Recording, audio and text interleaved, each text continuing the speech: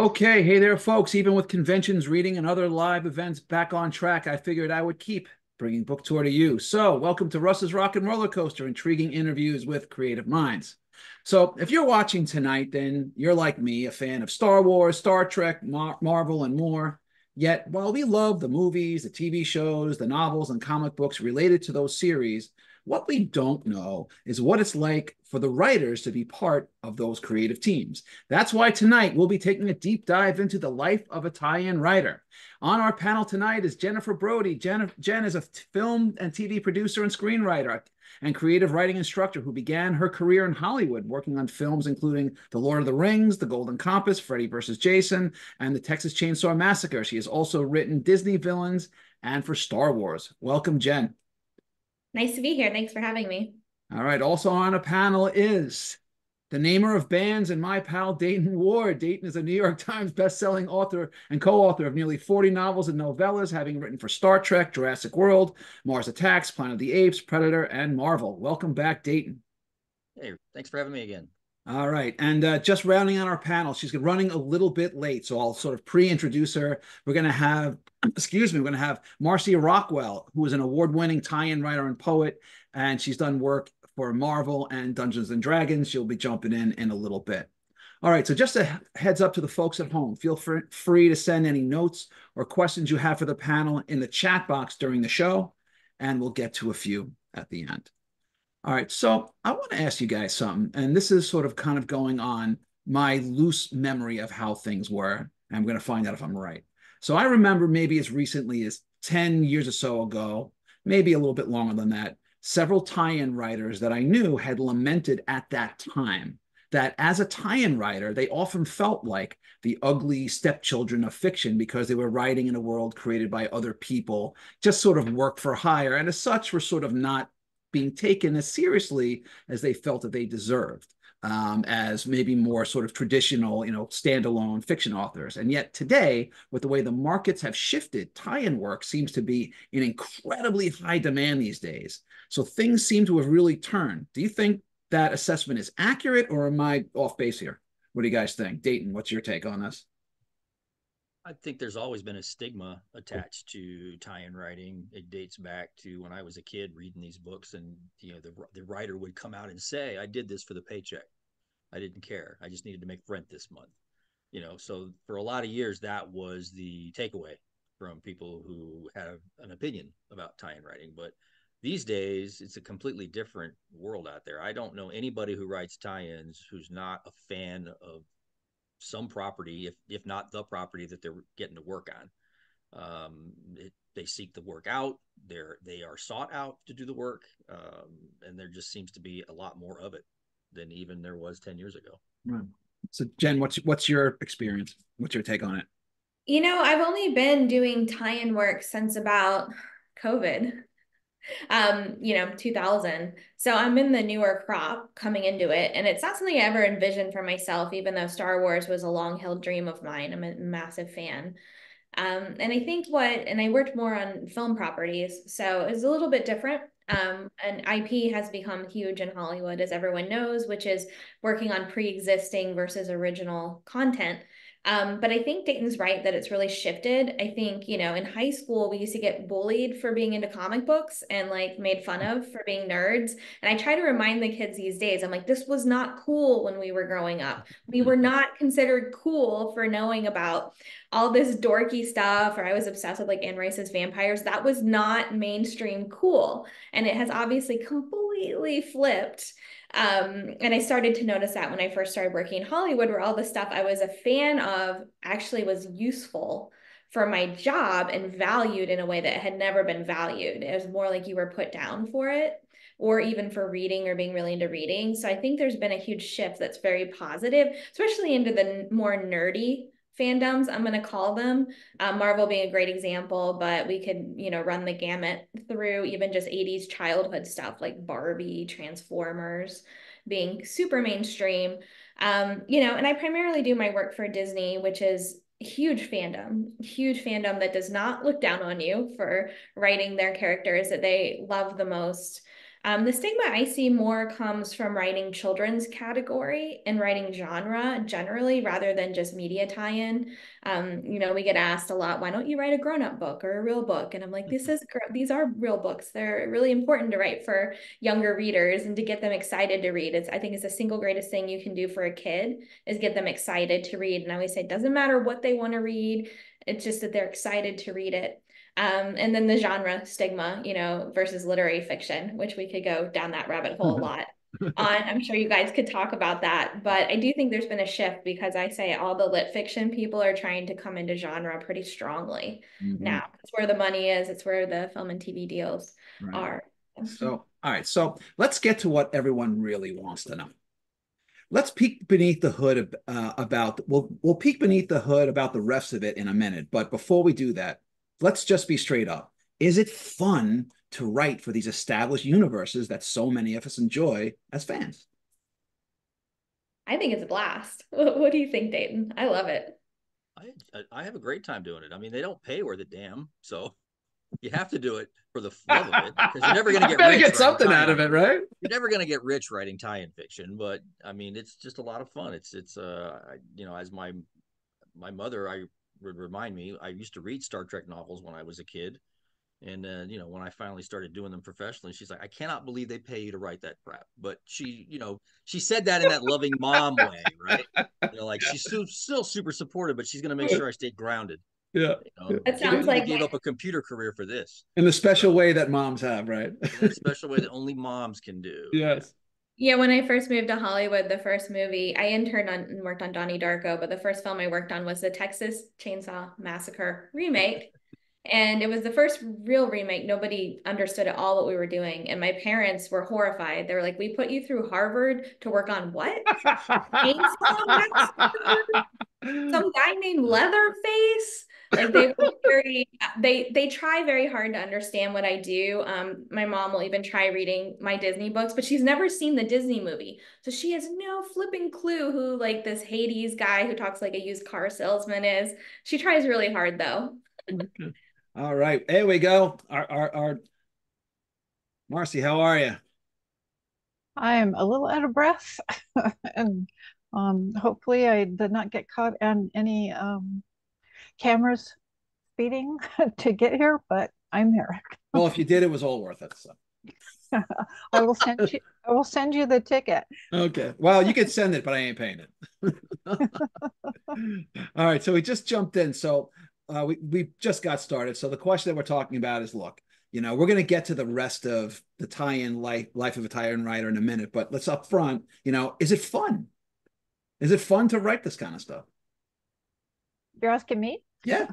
Oh, yeah. I love being able to, my first tie-in was a Dungeons and Dragons book. And like, I grew up wanting to be a writer, and I didn't want to write the great American novel. I started playing D&D in third grade, and I grew up wanting to write D&D books. So, just being able to play in that sandbox, in that creation that I had loved for so long, it was amazing. So, you can't, fun doesn't describe it, I don't think. Yeah, I think Marcy is right. You can see, I think, the enthusiasm that fan fiction has and how much that's even exploded, I think, even more since Wattpad. And I kind of say it's like we get to write fan fiction, but we get paid to write fan fiction, right? And, the compensation in my case has been pretty decent on the Disney side of it all. I created a series for them. The downside is you don't get royalties, right? And that series in particular has sold a lot of books. So it's a bummer because there'd be a lot of money in it if I was getting compensated the way you would off a normal deal. But at the same time, it's just been so fun. I mean, getting to work with characters like Marcy said that you grew up with. Like when they first asked me, they're like, what villain would you do first? And I'm like, Ursula. Okay, well, but let's not get into all that yet. We've got lots of questions to ask. Don't be jumping the gun here. Come on. All right. Don't be stealing my thunder. I spend a lot of time prepping for this show, so let's save something for the back end.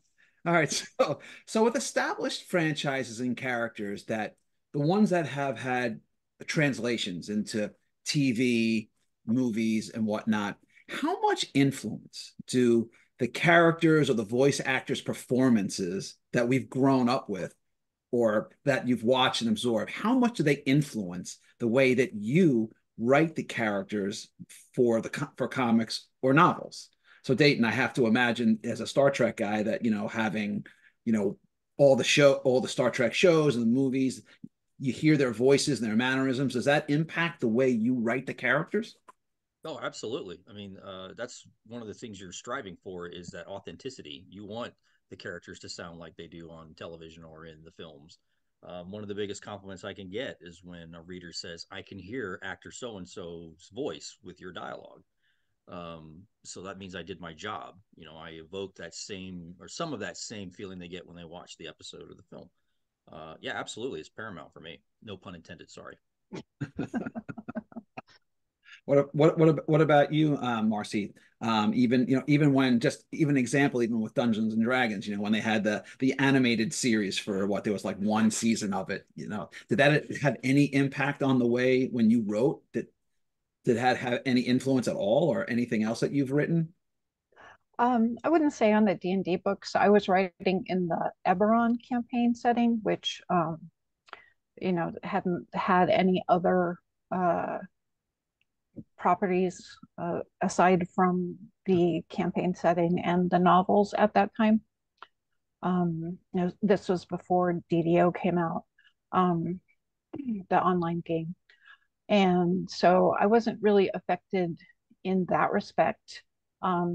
Since then, I have written some things like I did a little, my husband Jeff and I did a X-Files story. So yeah, of course, Mulder and Scully, of course, their voices, influenced what I did. Just like Dayton said, that's part of the brief, right? You take these characters that aren't yours, but you need to make them sound like the fans expect them to sound. Right, for sure. What about you, Jen? Have you had that? Has that come across your desk or no? Oh yeah, I mean, I think it's everything. I love the X-Files, Marcy. By the way, Yes. huge X-Files fan. Yes. Grew up, never missed an episode. It ruined high school. I had to stay home every Friday night. Of Go course. out anywhere. Had appointment television. Yeah, you Um, can't. I got the X-Files poster in the back there. It's buried, but it's back there I somewhere. watched the pilot when it first aired. I think I was Mhm. in high school and I was just riveted, Mhm. riveted. Yeah, it's everything I always say. And for me in particular, the characters I write are huge. They're so internationally famous. The actors who voice them are so iconic. Which Um, one? Like what? Ursula, Maleficent, particularly Hades. I mean, James Woods, they rewrote the whole character after he auditioned. He came in sounding like a used car salesman and played Hades. They were going more for a straight kind of Jack Nicholson take on Hades, the Lord of the Underworld. And, he came in just doing this kind of different type of voicing, and they rewrote the whole character, and he's voiced him in every iteration. Video game, he said, I'm Hades to the ends of the earth and back. I will die playing Hades. So yeah, I mean, I typically rewatch the films and really listen, and each of the Disney villains are so hugely iconic the way that they're voiced. Disney spends a lot of time and energy on all of it. The actors are amazing. And then something like Darth Vader has a very particular cadence, way he talks. I mean, James Earl Jones it's so hugely iconic. And I know with my Vader story in particular is credited with really capturing his voice, which is actually considered quite difficult. And a lot of people apparently haven't done it right. And Star Wars fans will absolutely tell you if you mess it up, by the way. Well, that's getting into. Hold on, that's getting to my next question. So as much fun as it seems like it can be to write for established properties, let's talk about pressure. Star Trek, Star Wars, Marvel, and more have passionate fan bases. Do you feel pressure to live up to the standards and expectations that the fans demand, or how or if does that affect you? Marcy, what do you think? Well, my latest book was The Hunger for Marvel. It was not a prose version exactly, but it was kind of based on the Marvel Zombies universe. And one of my characters was Deadpool. And you better believe I heard from people who love Deadpool that when they didn't think that I had gotten him correctly. that they didn't think I had done him justice or hadn't captured. Some people thought he wasn't funny enough. Other people thought that I just played him for laughs. So, when you're working with characters that are so popular, there is no way that you can please the entire fan base. There's always going to be somebody who's not happy with what you did. So, first and foremost, you have to please the licensor because they're the one who is paying you. Oh, them. Them, yeah. But you hopefully you're writing about the characters because you care about the property and they're characters that you love. So if you approach it from that respect, there may be people who don't agree with how you have portrayed a character, but at least that you approached it with integrity, and other people will see that you at least have respect for the character, even if maybe your jokes don't land as well as you might have hoped that they would have. All right. So Dayton, what about you? I mean, is there pressure to sort of, especially you're written not just for Star Trek, but a lot of Star Trek. Do you feel the pressure to sort of, uphold the iconic, ideas and presentation of those characters? Or do you just to say, what, I'm just going to go out there, do my best and let the chips fall where they may? How does it, how or if does it affect you? I wouldn't call it pressure so much as just an innate responsibility. I mean, it's like Marcy said, we wouldn't be doing this if we didn't enjoy those characters. So we want to do right by them. We're motivated to do right by them and the franchise and the fans who read the books. I mean, that's I'm not saying they're always on my mind, but they're not far from my mind whenever I'm working on this stuff. And now with social media, when reactions can be immediate, like I can get the first tweet about a book the instant it downloads to someone's Kindle at 12:01 on the day that the book releases. I can get that first review, that first thumbs up. So yeah, pressure is not the right word, but I mean, I'll sit there on the day of release and wait for that first bad review to come in just to get it out of the way. It's like, okay, now I'm over the hump and now we can go. Okay. Or the first good review. I mean, I don't get too wrapped around the axle about reviews, but anybody who says they never read their reviews, I kind of look at them sideways. Like, I don't necessarily, I understand reading them and then not thinking on them or dwelling on them, but nobody just completely ignores what they're saying about their books. Yeah, I don't really buy that one too much. I mean, I don't buy into the hype about good reviews, and I don't dwell too much on the bad reviews unless there's something in there that I can learn, from the review. If I can take away something that might help me with the next project, great. But I don't get too wrapped around the Jen, axle. what about you? Do you feel any, just because of the passionate fan bases, do you feel and just the opportunity there? Because let's say, you're writing for a property and you don't do well, it's the fears like, look, if I blow this, they might kick me out of the club and maybe I don't get back in. Is there pressure on that one? Like, how does that affect you? Does it? Yeah, I mean, I think there's pressure if you are a fan, which I mean, for me, like, how can I not be of some of these things, especially pieces of your childhood? You want to do them justice. I never really set out to be a media tie-in writer, and my path into it's a little different because I wasn't writing something that was just like, a film retelling. What it was is creating an entirely new series with characters, but bringing them into entirely new stories and settings, and kind of uncoupling them from even the universe of the film. So it was a little different. It was more concerns about would that translate for the audience? Would the books be popular? Would this idea of bringing Disney villains into the real world actually work? And then all the rules for the series. So it was a much bigger construction project doing Disney Chills, as it's a new brand. I think I felt a lot of pressure when Lucasfilm called me up and then told me they wanted me to write Darth Vader and also actually make him scary again because they liked how I made Disney villains truly frightening and they liked the dark and horrific endings on my stories. And Vader to me is the main character of Star Wars. I'm obsessed with Vader and Anakin, and he was going to be the cover of the anthology I was writing for. And I was a new Star Wars writer with a lot of the veteran writers coming in doing stories of Jedi and Sith. So that I think I felt the most pressure for. Plus I'd heard a lot about the Star Wars fandom, but overall it was a great experience. The most difficult fandom actually is Frozen. I just did an Elsa story. Really? Surprisingly, I was warned by the veteran Frozen authors who have written a lot of the Frozen books how they are, and I didn't realize it. And so of all the fandoms, that really caught me off guard. The Frozen, and they're very big. They don't like it if the sisters aren't together. It's very specific what they get upset about. So they were very concerned that, you know, Anna wouldn't be in my story because it was an Elsa point of view story, things like that. So I'm assuming there's also got to be pressure from your corporate masters who sign the checks and have the power to green light or cancel any project you're working on. You know, what's it like to sort of, you know, handle the mantle of responsibility from, the corporations who can decide, you know what, this isn't working for me. Do you feel that extra, sense of pressure because you're dealing with these, larger, corporate masters, or it's just another gig? Like how does that work? Dayton, what do you think? I mean, there's obviously again, pressure seems like the wrong word. I mean, there's definitely an expectation that you're going to do certain things to stay on brand or properly represent the brand. But in my case, I've been doing it so long with the same people. Right. My editors have been the same two people for 20 years. The people who work in licensing have been there for 20 years. So we have a rapport and a relationship and a built-in trust already.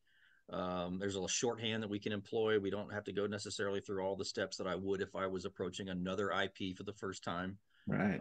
So there's an expectation that we need to do X, Y, Z to properly represent the brand, but there's also an expectation that I'm capable of doing that at this point. So that's a unicorn. I'm like 20 years in this industry. I think I'm on my 4th editor on one series at Disney, to give you insight.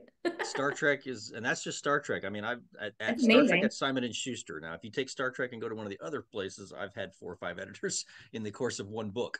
So it just depends. It's just amazing because the turnover, I'm sure everyone knows, in the industry has gotten more and more and more. Yeah.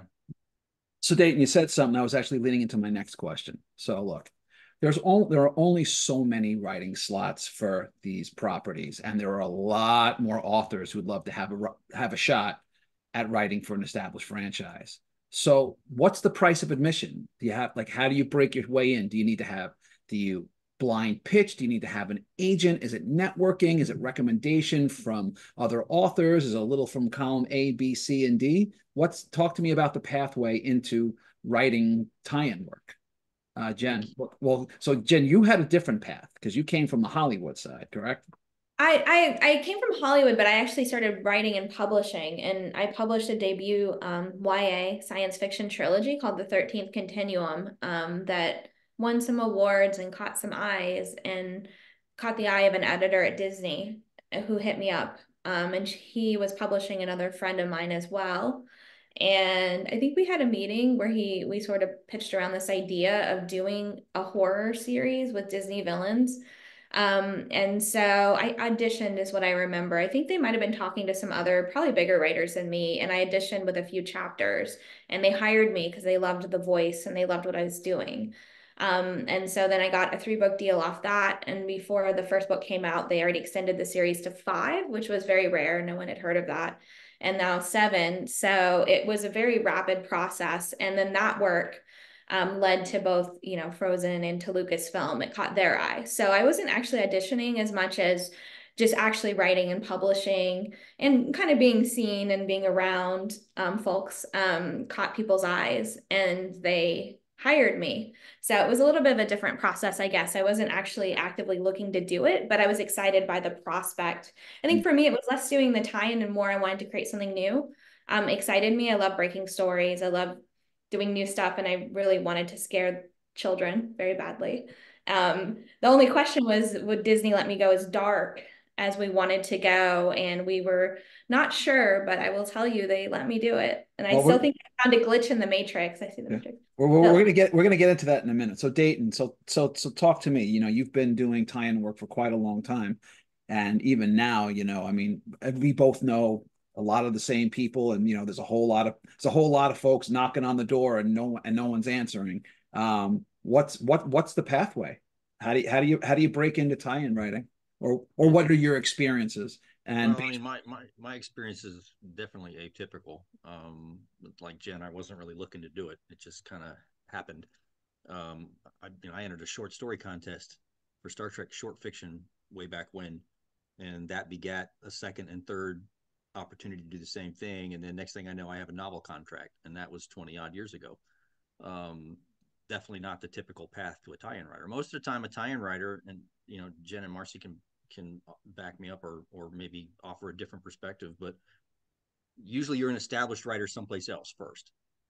You've either written your own fiction, or you've written in another medium, or you've come at it from the screenwriting side, and you pitch yourself to an editor, or somebody who's looking for talent. Your name is brought up, your name is dropped off, or as far as the networking that editors do. As far as the stable of Ryans, I think most editors that are saddled with doing tie-in fiction usually do that in addition to everything else they're working on at a publishing house. They might be an acquiring editor for a fantasy line, or a YA paranormal romance, or whatever. And tie-in has such a strange path to development, as far as working with a studio and working with their licensing people and getting all those approvals. They tend to lean on the people that have repeatedly shown that they can work on a short timeline and not create a fuss and turn in clean copy. That's the definition of a working writer. Can you be good? Can you be on time? And you can be easy to work with. And good is just getting the job done as asked or expected. Right. So now that makes the community very insular, and right, we are very aware of that. And so, the Strange New Worlds writing contest was a way to try to open the door for unpublished writers and unwritten, new voices. And as far as I know, it's the only IP that's ever done anything like that, and then had it actually pay off in the form of new talent coming in and writing Star Trek fiction. But then again, Star Trek fiction is, was much more pervasive back in the late 90s and early 2000s than it is today. They were publishing 2 novels a month, a hardcover every couple of months, an anthology of short stories, an ebook novella every month. They had 4 in-house editors working on Star Trek and a couple of freelancers. Now they have 1 in-house editor and 1 freelancer, and they publish a fraction of those books now. So yeah, the slots are few and far between, and usually staffed by somebody that they are fairly confident can get the job done. Right. Not the greatest answer. Right. I would love to see it open up. I think he's right about that. I mean, I will say, because I'm pretty experienced at it now, and I do have, like, for example, 2 graphic novels out. One was nominated for a Stoker Award, yet I have found it very difficult to break into writing comics at both Marvel, DC, whoever. Even though I've worked on film versions of a lot of this stuff, I do think being a younger woman has a greater bar to entry into some of these realms. Most of the comic book writers do skew a certain way. And like you said, they aren't as open to taking shots on newer voices a lot of the time. And this is a personal experience that I've had. And I figured, hey, I've done all this work, plus I can show that I can do great graphic novel work. So then why can't I get hired into writing something that I love, that I grew up loving, that I'm passionate about? But it doesn't always translate. I'm under a certain umbrella, and those editors really like me because that's all under Disney, including Lucasfilm, but somehow Marvel I can't get into. Maybe you never know in the future, but I do think it can be hard, and I do think it is competitive, like he was saying, and they have their people they work with, and they tend to work with a lot of the same people over and over, but then that doesn't bring in a lot of new opportunities always. All right, so just a quick interlude for folks who came in a little late. If you have any questions or comments for the panel, put them in the chat box, and we'll get to a few at the end. All right, so let's talk a little bit about, so Dayton, you brought up a good point. A lot of these IPs, they want, do work quickly, work clean, and don't rock the boat, right? So what happens when how does it work typically? Do they say to you, hey, we would like you to write XYZ, or do you say to them, hey, this is my thoughts for whether it's for Disney or for its 24 or for Star Trek or Predator or whatever? Do you come up with the idea? Do they come to you? What is it? A little bit of both? What's the process here? Marcy, what's your experience been? It depends on the IP. Some of them are open to pitches with like Marvel, for instance. Usually they have certain lines. So within these lines were certain types of characters. When I wrote for the Untold line, those were magic using characters. So you could pitch whatever you wanted, but it had to be with characters who use magic. They have other lines and which focused on different characters. But within the realm of using those characters, you could do whatever you wanted. Well, whatever you wanted. There are other IPs that I've worked for where, just use our main characters and go. God be with you. And there have been other ones where they're like, okay, those pictures are great, but we actually want to see this storyline with these characters doing this. So it just depends on the IP, the editor, what they want, what else they already have going in production. You might have the best pitch in the world, but if they already have somebody writing something that contradicts what you're writing, or somebody's already doing something very similar to it, then you're going to have to do something else. Jen, I see you doing a lot of nodding. So no, I completely agree. I yeah. think that's dead on. I think you're working essentially with massive corporations that have a lot of moving pieces, and especially for a lot of these properties, there's a lot going on at the same time. And, I feel that I've been lucky and that I've given a lot of permissibility to do what I want with the stories. Although I will say at Disney, there are 5 different departments of approval that every story goes through. And that's everything from live action and animation, diversity and inclusion. They have a very thorough process. And so some of it is, them wanting you at a certain time to write a certain character. For example, Cruella was timed to go with the new live action film that was coming out, and I was requested to write her. I was also requested to do Hades, but I also think they thought that movie, the new Hercules, would come out faster than it actually did. But these are all great characters, so I was totally happy to write them. And I think in some cases, Frozen, for example, well, we kind of knew that they were about to announce a new Frozen movie. It doesn't mean we know anything about what will be in it. In that case, the filmmakers themselves had to personally approve our stories because that's who created this whole thing, essentially. And so you're kind of told what you can't do more in that case. And that's Frozen is a very active universe happening right now. So, you kind of know what timeframes you're working on. And there was a list of, you can't do this, you can't do that, you can't do this.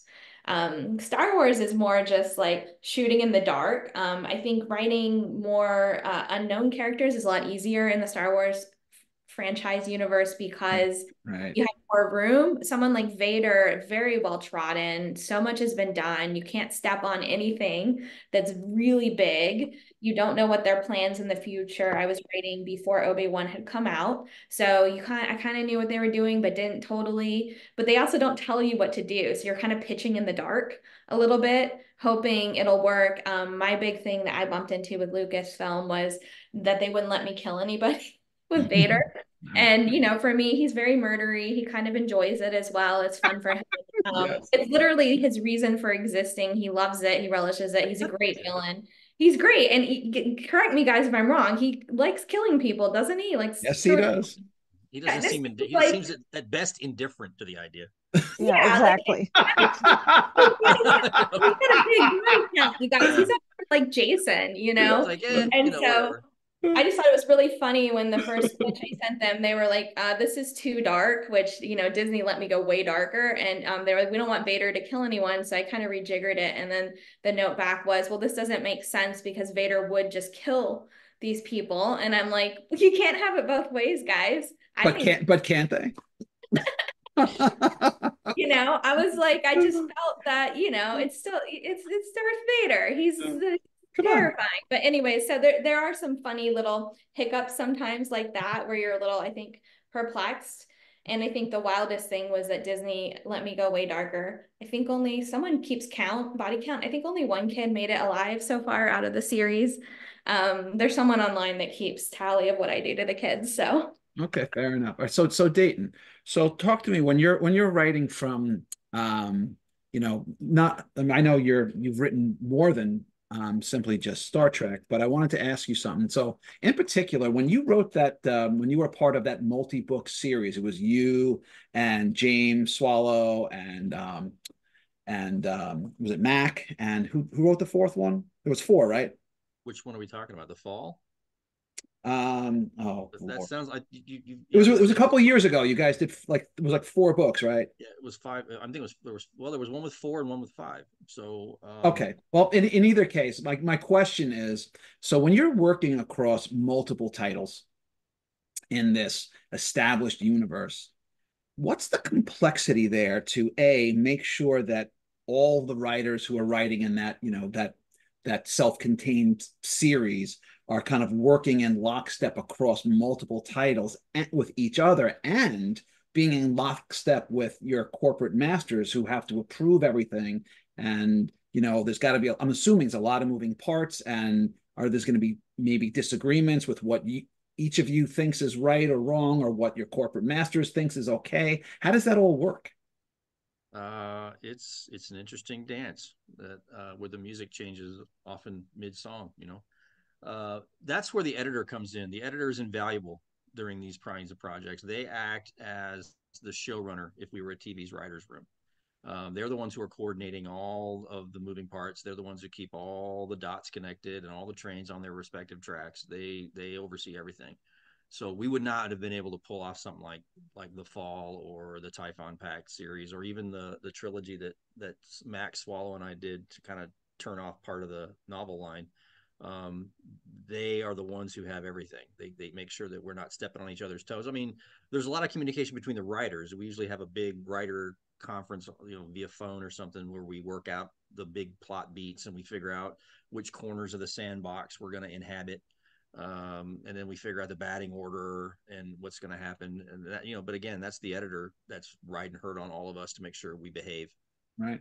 So how much of it, so when you guys are writing for these established, properties, you have your ideas, you have your thoughts, and Jen, you were saying, well, you wanted to do one thing, and Disney said, no, no, no. And then you said you change it, and they said, no, no, no, go back again.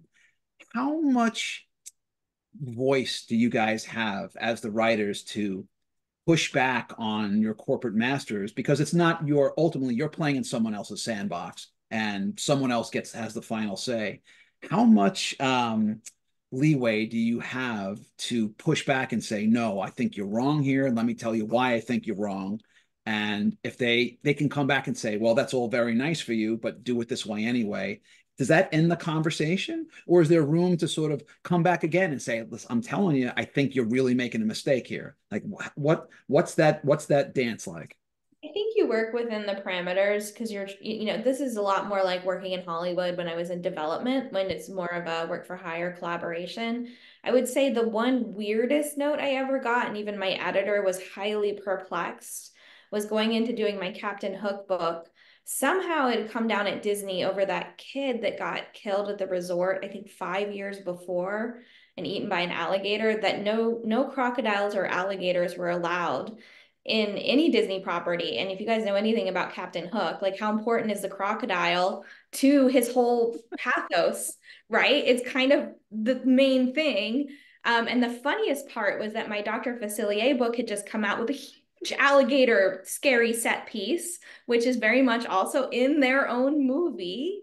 And that sailed through. And then going into Hook, they were like, no crocodile. And my editor was like, well, it wasn't even a crocodile that ate the kid. Number one, it's a different animal.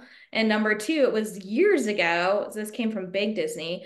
But what we ended up doing was just still having it, but making it more shadowy and ghost-like. And you hear the tick-tock. And I actually think in some ways it made it more horror and like scarier. So we kind of found a way, I guess, around it for some. And that was the one where nobody understood at all why that was important. But anyways, I think you just try to do your best. The same even with my original fiction, because you're still, if you're publishing, traditionally working with an editor, right? So you're just trying to make it the best you can. And satisfy who your business partner is. And even in original fiction, you have a business partner, which is your publisher, right? So most writers want the big prize, right? Writing for TVs and movies. So Jen, you started more on the Hollywood side and went this way. But what are the odds of starting off writing novels or comics for an existing IP as a pathway into Hollywood, going the other way? Yeah, I think it's one of the best, especially if you're not young, because there's a lot of ageism in Hollywood, and it's very hard to break in if you don't kind of get in the trenches as an assistant, which is what I did. But I would say that a lot is not great right now in terms of Hollywood. So advice would be hard because we just went through an era where being a novelist could get you in a TV writer's room in the golden age of TV and with streaming. And you see that everything from True Detective, someone with no experience running a show, getting shows, but that's completely shut down now. I think they only greenlit 6 television shows this quarter. Most writers in Hollywood have been out of work for over a year that I know. And these are big writers, produce writers that have sold specs for 7 figures. So it's pretty abysmal right now with the contraction in the industry happening. So, and it seems the ladder to climb has been chopped off, which means there's a lot of writers assistants that aren't getting that bump to being staffed. There's a lot of writers that have been staffed. I have a ton of friends who can't get staffed again right now. And so, yeah, there's the upper echelon, and this is in publishing too, like the Stephen Kings, like they're fine, right? They got money, plus they'll always get published. There are those very established, look what Zack Snyder just did, some crazy crap for Netflix, right? 4 hours of nonsense, but he's Zack Snyder. So I guess he can still get paid. So if you're of a certain level, you're still getting financing or you're still getting hired. But for the mid level, it's just like midlist writers are really having a hard time now. Same in Hollywood. So you're a working screenwriter with real credits, but you can't. So, and this is definitely fallout from both COVID, the strikes, and the streaming contraction. So it's pretty abysmal to say, but I do think that IP is the name of the game. So it's not just writing books or comics, it's actually writing a book that becomes what we're going to call the big book. Right. And that's where Hollywood's going to come knocking. And I do have conversations a lot about this sort of thing. I talk to a lot of editors. I talk to a lot of industry people. I'm working with my old boss who did Lord of the Rings on something right now. And he's in production on a Disney movie in New Zealand. So the name of the game is not just being good and writing something great, but it really is going to come down to, is it a bestseller? How many copies? If you're Rebecca Yarros and you did Fourth Wing, you're getting your TV deal, right? So something. Gotcha. Sounds good. So Dayton, what's your, you've been Star Trekking for a long time and you've written for 24 and Predator and others. Is there any pathway that you can take from the novel side going up, or is that door does it seem like those doors are just locked right now? You mean look to Hollywood? Yeah. I'm not interested in going to Hollywood, so that doesn't bother me. Oh, there you go. First of all, I don't want to live in California. That's the big one right there. But no, I like writing long form. That's my thing. I enjoy the process of watching TV shows come together, and I have friends who are in the business, but I just have no desire to write for film. Marcy, what about you? Do you see any pathway, or is it just you're in your lane and you're going to stay in your lane? Well, if somebody wanted to make a movie out of one of my original books or short stories, like, of course, I would not say no, but that's not why I'm writing them. I'm not, I don't go into it going, what could I write that would make a great movie? Like, I want to be able to envision it in my head, and I want the readers to be able to envision it in their heads, but I'm less concerned about whether or not a script writer can figure out how to put it on a screen. See, I actually very much think about my work as multi-platform, and I do too. My 13th Continuum, yeah, it just fell apart, but it was set up at Sony with a huge team and a showrunner and big screenwriters, and it's held through the strike. And then a lot of projects have just been kind of cut off. Yeah. It's big sci-fi, it's big budget, and nobody wants big budget. I could tell you what everyone's looking for right now. But yeah, so I tend to have different projects. So a lot of my stuff is strategically comping it, figuring out how do we position it. I talked to my book editor and I talk a lot about this. We just sent it to a scout that was very excited about it. My new series coming out in September. Some of it is actual TV film projects. There's a property that I'm obsessed with, that I've always wanted to fix because it's been screwed up so many times badly. It is public domain that I'm actively trying to put a television show together on. I wrote a pilot. We have a pitch deck. We have partnered with a company. So I do that kind of stuff because I think there's so many cool ways to tell stories. And I think the world is so multi-platform now. I mean, we talk about Disney or Marvel, like they think multi-platform in terms of how they're, so Star Wars is movies, it's television, it's a whole publishing universe, right? So I kind of try to think that way too. And there's that's great, but now it's time for a special segment on the show where we spin the wheel. On the wheel are 7 possible categories, including a few new ones I brought out for tonight's show, and all relate to the theme. Wherever it lands is what you get, and the categories are: who would win in a fight, tie goes to the runner, writers anonymous, my alt history, I am Rocket Man, music machine, and who would win in a fight 2. All right, Marcy, you're up first. You ready? No, but go ahead. All right. Oh, geez. You're on the roller coaster, so strap in. All right, my alt history. Goodness, what is this nonsense? All right, what do we got here? Okay, so the machinations of time and space have given you the opportunity to redo your time on this mortal coil, but in an alternate version of your personal history. You'll remember this life up to this point while you live this new alternate version. You won't know in advance what will be different and what will be the same. If you had the chance to live an alternate version of your history with no guarantees it'll be better, net neutral, or worse, would you do it? No, because I have 3 amazing children, and I would not take the risk of not having those same children exactly as they are in some alternate universe. Okay. Hey kids, mom's going to tell us the real answer later. I'm just kidding. That is the real answer. I'm just I know, kidding. I'm too serious. I'm just kidding. I'm just kidding. I got 2 kids myself, but take it easy. We're all good. All right, Jen, you're up next. Also, they're just right here. So, all right, here we go. Okay, and you got, all right. So, who would win in a fight in a franchise crossover between Sue Storm gets pitted in a battle for control of the Enterprise against Mr. Spock? Who would win? Oh, I would never bet against Spock. I feel like they'd lose 90% of the time. It's like Data and TNG, or Hermione and Harry Potter. It's like they would just, you don't go against the brains of the operation. All right. All right. Sue Storm is very, very smart, though. She doesn't get enough credit in the comic books, but she is as smart as her hubby. I know. That's why I put her in here. Okay. I was trying to give her some love here, right? All right, Dayton, you're up next. Here we go. What do we got for you? All right, and you got, oh no, you already did that one. So I am Rocket Man. What the hell is this nonsense? All right, I am Rocket, which is, if you were given the opportunity right now, today, to be a civilian passenger on a space flight to the moon or Mars with the intention of returning, would you do it? Yes.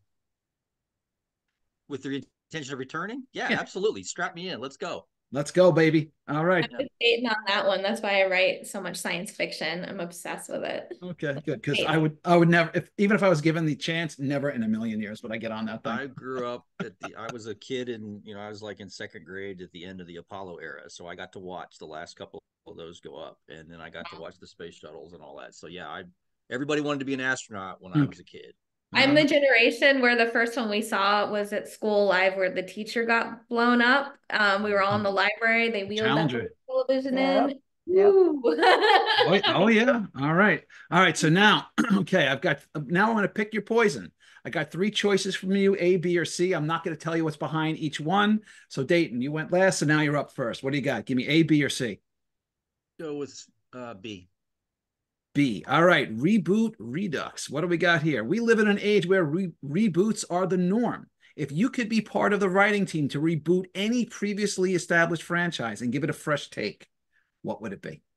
$6 Million Man. Yes, I was waiting for that one. I knew you were going to say that. Okay. I love it. Good stuff. All right. A little. All right, Jen, you're up next. What do we got? You got A or you got C? A. All right, I'm going to give you some truth serum. You ready? You got 10 questions. And go. If you had a choice, would you rather have a long-term writing gig with one franchise or shorter gigs with multiple franchises? Long term, I would love to keep writing Disney chills. All right. Existing characters within a franchise you've worked on that you haven't written yet, but would like to. Oh, the Evil Queen. It's very easy for me. I All want to right. write for God. If you could choose right now to write any character for any franchise and get an immediate green light, who would you choose? Franchise. I'm actually interested in writing Rey from Star Wars. I feel like she hasn't been fleshed out as much, and I know there's been some work done with her in publishing, but I would like to do a lot more with her, and also Leia and her Jedi training. All right. So, favorite tie-in characters to write, heroes or villains? Oh, I'm the queen of the villains. Yes, you are. All right. More challenging tie-in character to write, ordinary people in extraordinary situations or superheroes, aliens, and action stars? I think for a lot of people, it's those with superpowers. It was really interesting going into Frozen because no one wanted to deal with Elsa. Most people wanted to write Anna because she's ordinary, she's normal, she's easy. Elsa has crazy ice princess powers. So yeah, I think, but for me, I prefer those characters. I think they're more interesting and fun. All right. Well, we already know the answer to this next question since you already answered, but I'm going to ask anyway. Have you written any tie-in fiction geared towards kids? And if so, what was it? Yes, all my tie-in fiction is geared towards middle graders for the most part, 8 to Okay. 12. I love writing. Okay. Is there a single scene or moment in your tie-in fiction you're particularly proud of or gives you a secret smile? Gosh, there's so many. I've loved so much of what I've done. I particularly like the dark and terrible endings on every Disney Chills book. There's usually a massive twist and nothing good happens to any of the kids. So don't make a deal with the Disney villain. Bad idea. Have you ever suggested ideas for tie-in fiction the publisher rejected you wound up using in another book? Yes, I have a whole spec book that I ended up co-writing that was pitched to Disney, and they liked it, but they had too much going on with the universe, the same one. So they it ultimately passed, but I went ahead and inspected it because it's based on an old fairy tale. It's public domain. So yes, the answer is yes. Okay. Is your ideal writing career a mix of tie-in fiction and original stories, or if you had the opportunity to be a tie-in writer exclusively? Very much a mix. In fact, my agent does not like me doing tie-in fiction, even though I love doing it, and she wants me doing a lot of my original work. So coming up, I'm doing a lot more original, but I am trying to reboot this one property into television. So kind of a mix. I like working with classic characters. All right. So tie-in novel or comic book written by someone else where you thought, damn, now that's how you get it done. Oh my God, there's so many. I think everything going on with the High Republic stuff coming out of Star Wars is super awesome. I like the Twisted Tales from Disney. Someone just got to do one based on the Nightmare Before Christmas, and she also just did a Wednesday cookbook. And so I think anything with Tim Burton would be so fun, or from his imagination. I think I see stuff almost every day where I'm like, wow, that's so cool. I wish I could do that.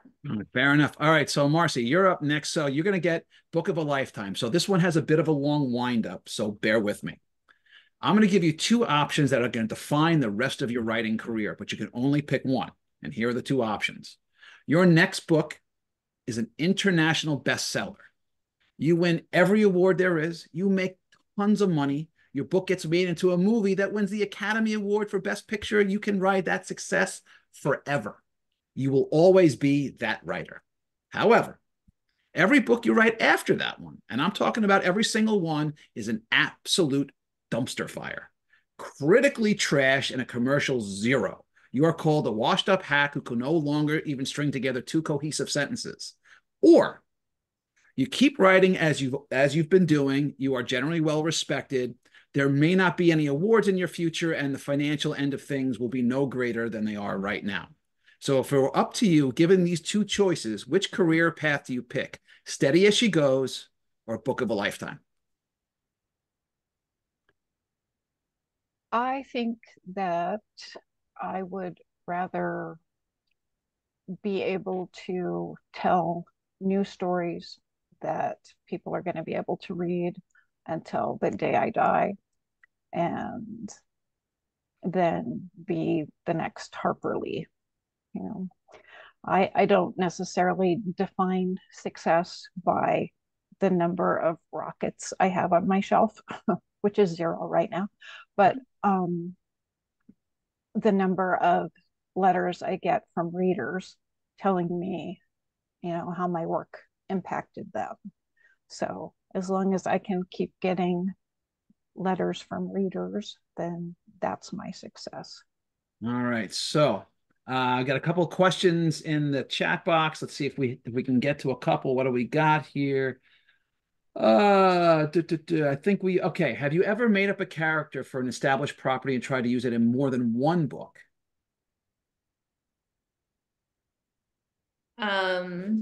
Anybody? Not yet, but I have ideas for different ways that I might.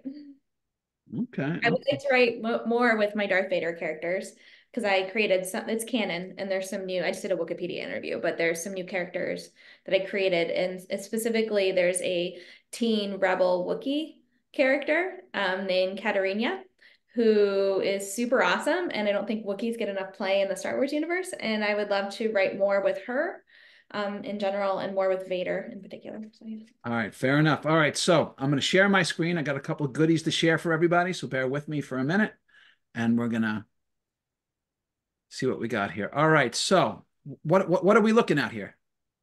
Oh, this is my forthcoming astro romance, space romantasy, military sci-fi. It's My Dear John meets Old Man's War in Outer Space, Sacrifice of Blood and Stars. It's a new trilogy. The first book's out in September. I'm in the midst of drafting the second book, and there will be a third. And this will be coming out in paperback, hardback, audiobook, everywhere you find books. So yeah, I'm excited to have original work coming out again, and in my favorite kind of space operatic universe. So yeah. All right, sounds good. All right, Mr. Ward, what do we got? So this is actually the third in a series of deep dives with some of Marvel's biggest characters. They asked us to do a in-depth look at Steve Rogers from the comics continuity, by the way. So we did one for Iron Man that came out last fall, and Marcus Broadus did one for Black Panther that came out just a couple of weeks ago. And so we're the third up in the chain, where basically our book is an extended interview with, in this case, Steve Rogers, and we talk about the width and breadth of his career and before and after Captain America, and before and after he went in the ice, and what he's done, and do the values he was raised with translate to the world today, and all sorts of deep dive questions. Very cool. Very cool. And what is this out now, or is it coming out? Oh no, this one will be out at the end of June. June. Yep. All right. Very cool. And by the way, I was actually with Mr. Brodus just 2 weeks ago. Yeah. Yes. And he did a fantastic job with the Black Panther book. And there's one more in the queue that's after us, but it has not been announced yet. Gotcha. Fair enough. Okay. All right. So what do we got here? Okay, this is the book I mentioned before. It's loosely based on the Marvel Zombies comic book arc. Nowhere near as bleak and depressing, however. It came out in October, and it features, despite the fact that Doctor Strange is on the cover, he's only in like the first chapter or two. It features his librarian, Zelma Stanton, Nico Minoru of The Runaways, Deadpool, as I mentioned before, and Elsa Bloodstone. And there is a zombie plague. Obviously, it's Marvel Zombies. And they get this bright idea to try and go back in time to make the asteroid that hit the Earth bearing the plague not ever hit the Earth, or barring that, for the Avengers who got infected immediately by trying to go to the Earth's rescue, for them not to do that, and it gets screwed up horribly because Deadpool is involved. So naturally. Okay. So is it out now? it is. It came out in October. Okay, great. All right, excellent stuff. Everyone, pick up your copies of all these. And as for me, so since we're talking about franchises, well, this is not an IP, at least not yet. However, I'll encourage you to check out the first book in my ongoing series featuring, this is my sci-fi thriller series featuring hard-boiled private detective Angela Hardwick, Crackle and Fire. This is the first novel. In my mind, Hardwick is part Blade Runner, part Fringe, part X-Files. In Crackle and Fire, Hardwick is hired by a young accounting executive to locate a missing intern who's absconded with stolen corporate files.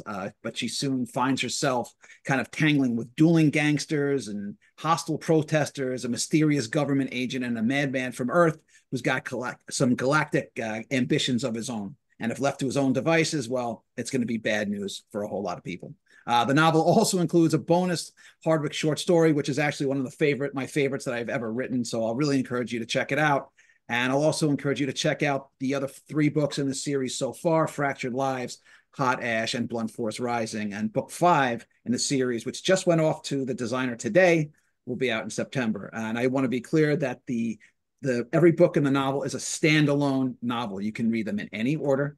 I reintroduced the world building and the characters, so you can start anywhere. There is some character development throughout, but you can start anywhere and read the plot entirely by itself. Crackle and Fire and the rest of the series is available on Amazon and published by Crazy 8 Press.